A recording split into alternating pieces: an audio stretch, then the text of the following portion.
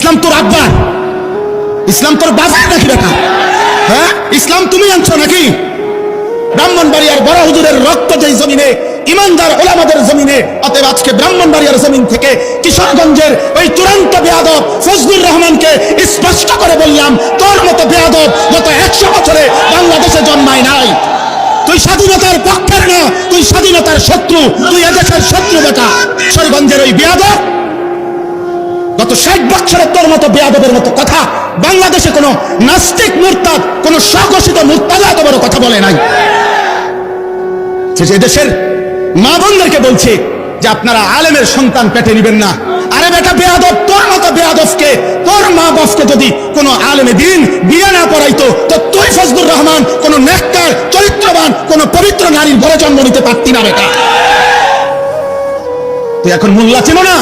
ইসলাম এক জিনিস, মোল্লাতন্ত্র আরেক জিনিস। ইসলাম তোর আব্বা, ইসলাম তোর বাবা নাকি বেটা? হ্যাঁ, ইসলাম তুমি আনছো নাকি? এজন্য এটা স্পষ্ট, এই বেয়াদব চূড়ান্ত বেয়াদব বাংলাদেশের জমিনে ইনশাআল্লাহ এমন নিকৃষ্ট বেয়াদবের বিচার হবেই হবে ইনশাআল্লাহ, কোন সন্দেহ নেই ইনশাআল্লাহ।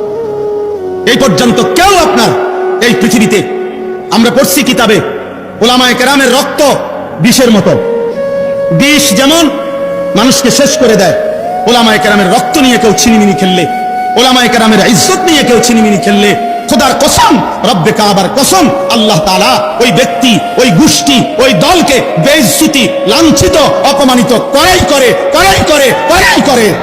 এজন্য 16 বছর যারা জুলুম করেছে, ওলামাদেরকে বেইজ্জতি করেছে, আজকে তারা নাই। মামুনুল হক এখনো বাংলার জমিনে বহাল আছেই আলহামদুলিল্লাহ। মামুনই আছে। মামুন মানে নিরাপদ, মামুনই আছে। ফ্যাসিস্ট নাই, জালেম নাই, অহংকারীরা নাই। এটাই রবের ফয়সালা, এটাই আল্লাহর ফয়সালা।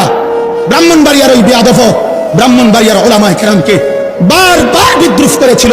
তুমি ওবায়দুল মুক্তাদির আজকে ব্রাহ্মণবাড়িয়ার জমিনে নাই, কিন্তু ব্রাহ্মণবাড়িয়ার কওমি মাদ্রাসাও আছে, আল্লামা সাজিদুর রহমানও আছে, আল্লামা মুফতি মুবারকুল্লাহ আছে, থাকবে ইনশাআল্লাহ। এটা ভুলে গেলে চলবে না ইনশাআল্লাহ। বলেন ইনশাআল্লাহ। হ্যাঁ, মুসলমান 16টি বছর আমাদেরকে জঙ্গিবাদ, এই সমস্ত উগ্রবাদ, এই সমস্ত শব্দ বলে ইসলামের পবিত্র বিধান জিহাদ এই শব্দটা উচ্চারণ করতে দেয় নাই। অথচ আমরা স্পষ্ট বলবো, ইসরাফিলের ফু পর্যন্ত আল্লাহর এই জমিনে জিহাদ ছিল, আছে, থাকবে ইনশাআল্লাহ। এজন্য জিহাদ থাকবে কিনা বলেন?